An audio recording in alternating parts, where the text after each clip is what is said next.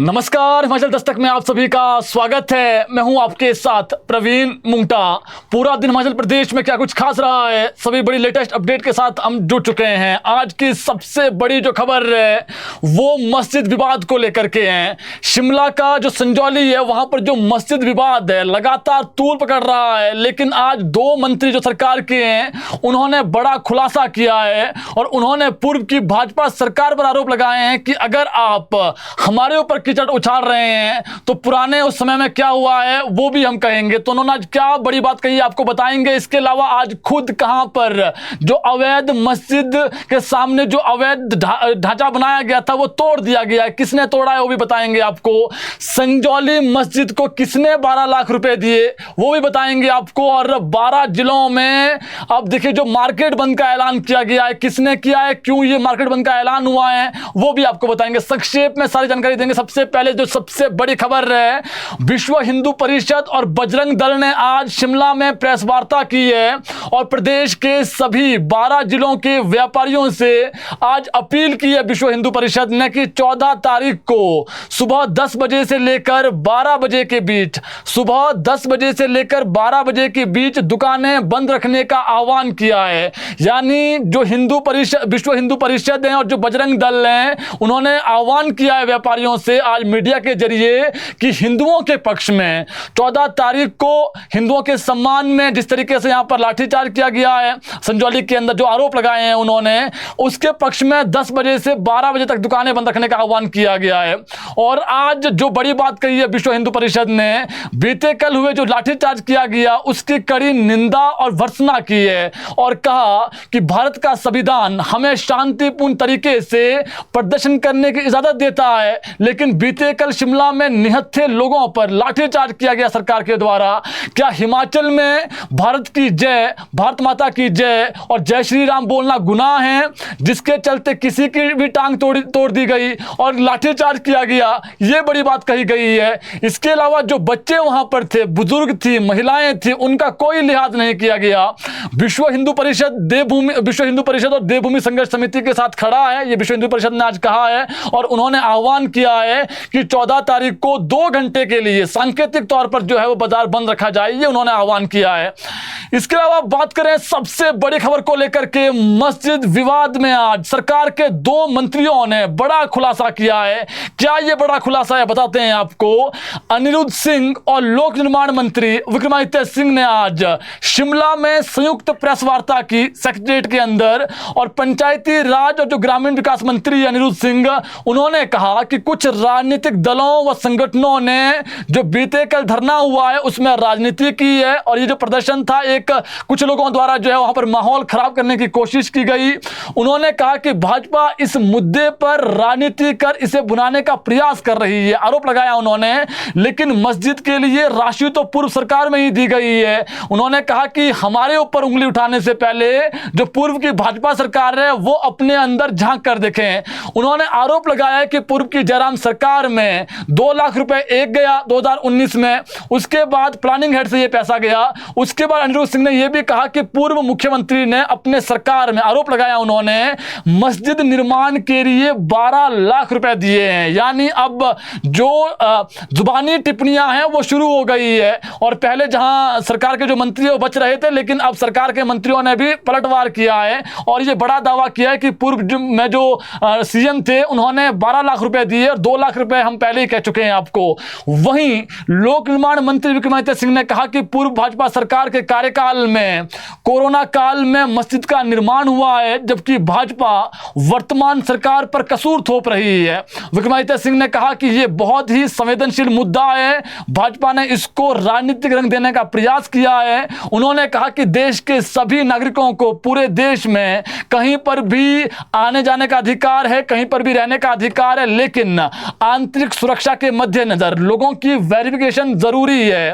प्रदेश सरकार ने विधानसभा में मामला उठने पर स्ट्रीट जो वेंडर जो पॉलिसी है उसको बनाने की मंजूरी दे दी है। इसके लिए सब कमेटी का गठन किया जाएगा, जिसको लेकर सीएम ने विधानसभा अध्यक्ष को भी बात कही है और वहीं पर जो है फैसला ले लिया था। मंत्री अनिरुद्ध सिंह और विक्रमादित्य सिंह ने कहा कि संजौली मस्जिद कमेटी के एक प्रतिनिधि मंडल ने नगर निगम आयुक्त से मिलकर आज एक ज्ञापन ज्ञापन सौंपा है। उन्होंने नगर निगम जो आयुक्त है उनसे अपील की है कि जब तक नगर निगम आयुक्त के कोर्ट में फैसला नहीं आता है तब तक जो मस्जिद है संजौली के अंदर जो वहां पर अवैध निर्माण किया गया है उसको सील किया जाए, या सरकार और नगर निगम उसे हमें जो है वो गिराने की इजाजत खुद दे दें, हम खुद जो है वो उसको गिरा देंगे। और ये बात अनिरुद्ध सिंह ने और कही है कि आज जो ये बात समुदाय विशेष के लोगों ने कही है ये पूरे देश के लिए एक मिसाल कायम करने वाली बात है। जो कुछ लोग, जो कुछ पार्टियां देश को धर्मों में बांटना चाहती, जातियों में बांटना चाहती है, उनके मुंह पर ये तमाचा है। उन्होंने ये भी कहा, उन्होंने कहा कि अगर खुद मस्जिद कमेटी के लोग ये कह रहे हैं कि प्रदेश में शांति बनाने की अपील वो कर रहे हैं और दूसरों को भी इससे सीखने की जरूरत है। मंत्री अनिरुद्ध सिंह ने कहा कि बीते कल जो प्रदर्शन हुआ उसमें पुलिस ने जो है वो कोई लाठीचार्ज नहीं किया है। वहां पर कुछ 4-5 उपद्रवी पत्थर जो है वो फेंक रहे थे और ऐसे में मजबूरन जो है वो पुलिस को थोड़ा सा बल प्रयोग करना पड़ा मजबूरन। उन्होंने कहा कि इसमें प्रदर्शन के दौरान जो है वो कुछ भाजपा के कार्यकर्ता इसमें शामिल थे और इसके अलावा कुछ शरारती तत्व भी उसमें शामिल थे जिन्होंने वहां पर माहौल को खराब करने की कोशिश की, जिसको रोकने के वक्त जब उसको रोकने का प्रयास किया जा रहा था तो पुलिस को भी, जो उसमें पुलिस के जवान थे, उसमें महिला कांस्टेबल थी, उनको 6 लोगों को चोटें आई है। और दोनों मंत्रियों ने विपक्ष से आज अपील की है कि प्रदेश में अगर राजनीति करनी है तो किसी और विषय पर करें, ऐसे संवेदनशील विषय पर राजनीति न की जाए, ये बात उन्होंने कही है। तो कुल मिला के देखें, आज मंत्री अनिरुद्ध सिंह और विक्रमादित्य सिंह ने तीखी टिप्पणियां की है भाजपा पर और कहा है कि पैसा तो 2019 में आपके समय भी गया, 2 लाख एक गया, 12 लाख एक जो है वो दिया गया। ऐसे में हमारे ऊपर कीचड़ उछालने से पहले सरकार, जो विपक्ष है, वो अपने अंदर भी झांक कर देखें। इसके अलावा तीसरी बड़ी खबर, देवभूमि संघर्ष समिति ने शिमला में आज प्रेस वार्ता की। इस दौरान जिला अध्यक्ष केशव चौहान ने कहा कि बीते रोज संजौली में लोग शांतिपूर्ण प्रदर्शन करके अपना रोष व्यक्त करना चाह रहे थे, जिसके लिए प्रशासन से बार-बार अनुमति मांगी गई थी, मगर धारा 163 के लागू होने और पुलिस प्रशासन द्वारा किए गए लाठीचार्ज को देखते हुए जन आक्रोश के बढ़ने से हालात वहां पर बिगड़े।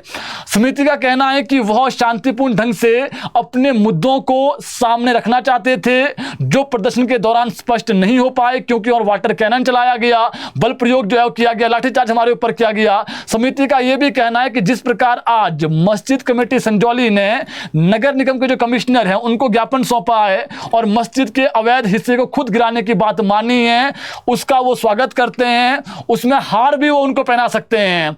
लेकिन बात यह है, जो उन्होंने पहल की वो तो अच्छी पहल है, लेकिन उन्होंने ये भी कहा है कि जो अवैध ढांचा है, ये सिर्फ अवैध ढांचा तक मामला सीमित नहीं है। उनका कहना है कि क्षेत्र में, जो संजौली क्षेत्र है, पूरे प्रदेश के अंदर जो बाहरी राज्यों से भारी संख्या में लोग आ रहे हैं वो किसी धर्म जाति के, विशेष धर्म जाति के खिलाफ नहीं है। जो भी लोग आ रहे हैं उनकी जो है वो वेरिफिकेशन होनी चाहिए। कुछ लोग अपनी पहचान छुपा रहे हैं, कुछ लोग ऐसे भी है जिन्होंने जो है वो फर्जी जो अपने आधार कार्ड है वो बना दिए हैं, सभी के डेट ऑफ बर्थ 2001 है, किसी का 1/1/2001, ऐसा कैसे हो सकता है? यानी बहुत सारे लोग ऐसे हैं जिनके आधार कार्ड में एक ही डेट ऑफ बर्थ, ऐसा कैसे हो सकता है? और कुछ असामाजिक गतिविधियां जो है वो उनके द्वारा की जा रही है, उन्होंने ये आरोप लगाया है।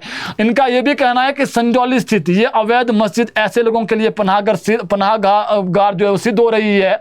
ऐसे में स्थानीय लोगों में रोष फूटा है और लोग चाहते हैं कि इस अवैध मस्जिद पर जल्द एक्शन लिया जाए।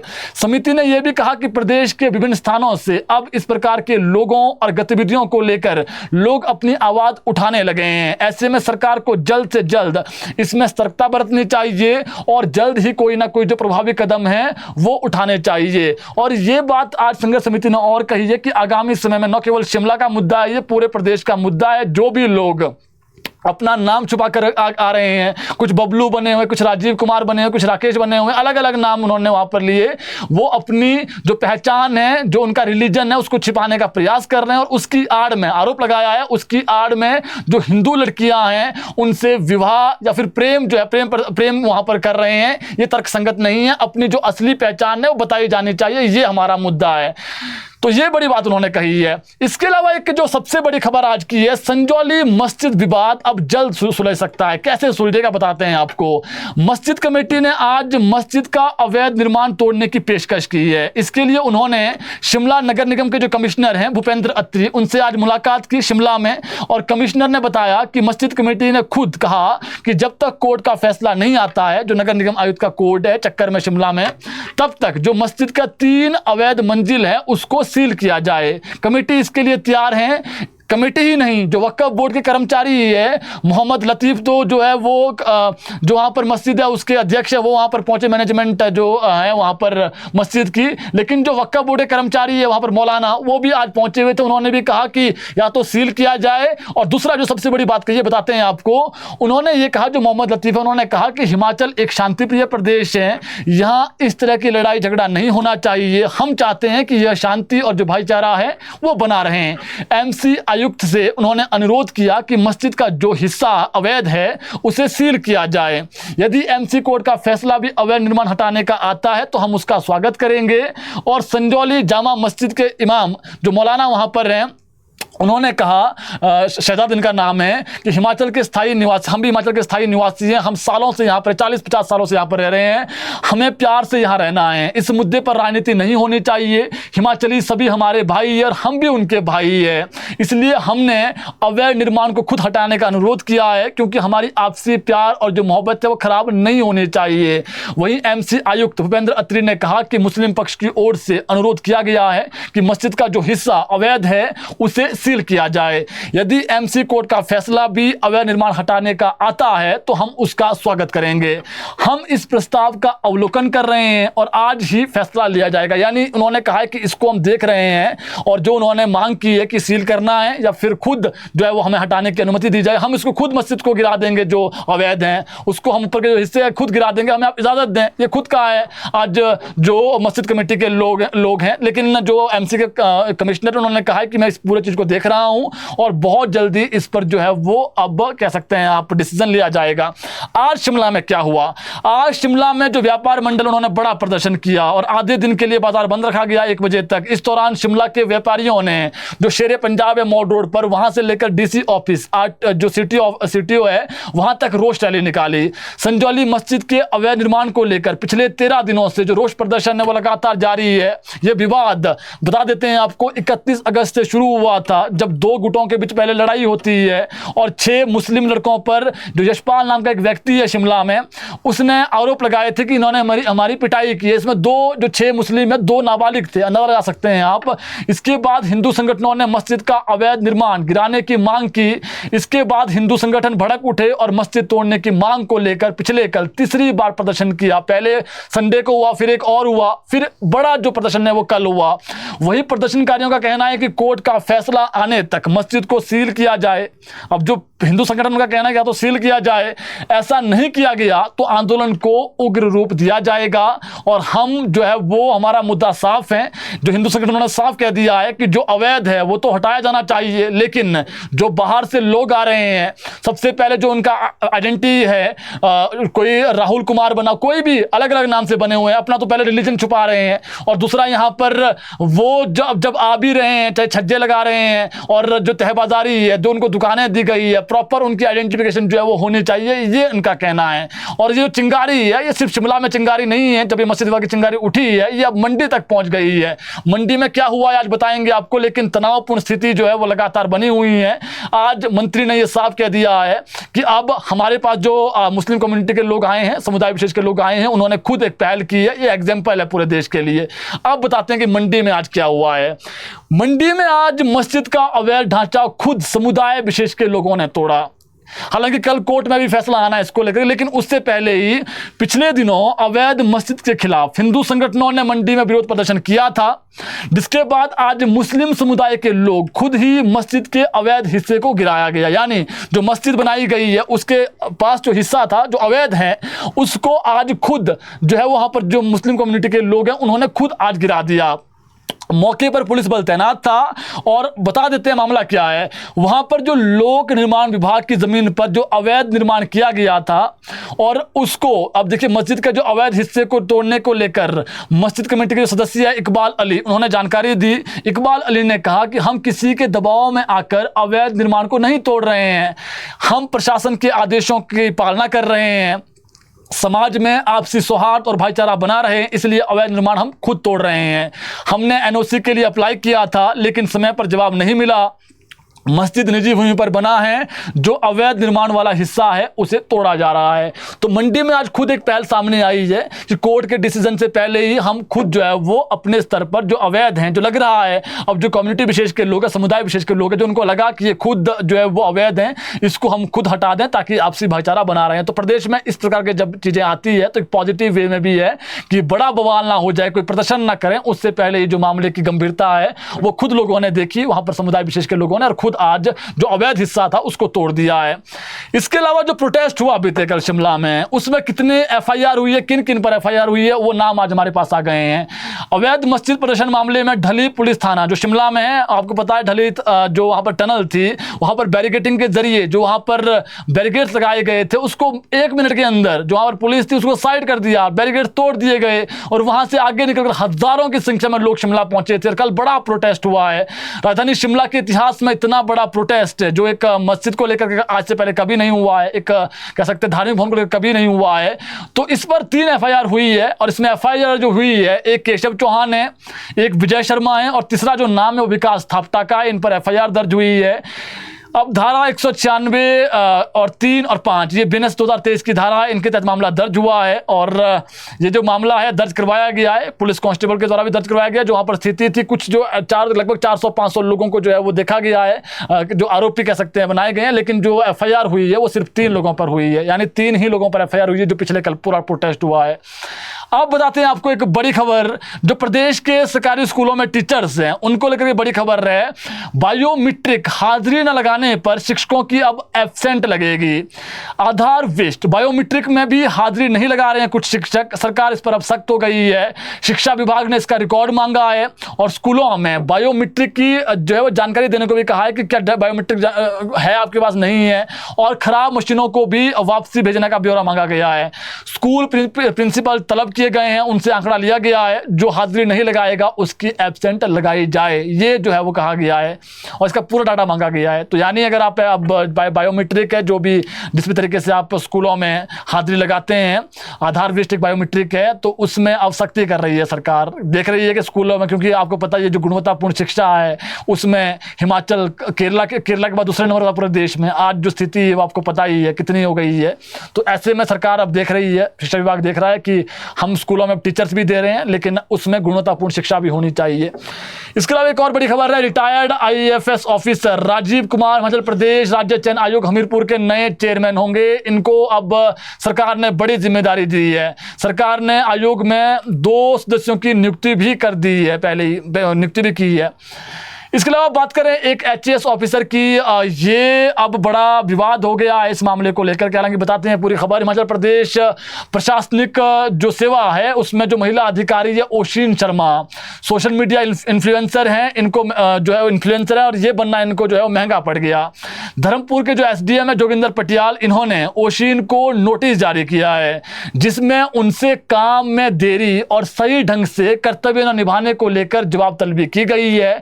एसडीएम ने नोटिस में प्रशासनिक और जनहित के कामों में देरी को लेकर नाराजगी जताई है। ओशिन शर्मा इस वक्त बता दें आपको मंडी के संधोल में तहसीलदार हैं। दरअसल कुछ समय पहले मंडी के डीसी अपूर्व देवगन ने जब उनके काम की समीक्षा की थी तब खुलासा हुआ कि ओशिन के कई प्रशासनिक कार्य समय पर नहीं हुए हैं, इससे आम जनता भी परेशान है। जिसके बाद उन्होंने एसडीएम को कार्रवाई करने के आदेश दिए थे कि इसमें देखा जाए क्या हो सकता है, आप जवाब तलब भी करें। ओशिन शर्मा आपको बता दें, ओशिन शर्मा अपने सोशल मीडिया पर कई महत्वपूर्ण मुद्दों पर अपनी राय रखती है। स्टूडेंट्स को कॉम्पिटिटिव जो एग्जाम है उसकी तैयारियों से लेकर और सामाजिक बुराइयों के खिलाफ भी लगातार बोलती रहती है। बेरोजगार युवाओं को एचएस परीक्षा क्रैक करने के जो टिप्स हैं, ट्रिक्स हैं, वो भी ओशिन बताती है। इसके अलावा महिलाओं को उनके अधिकारों के बारे में भी जो है वो जानकारी देती है ओशिन।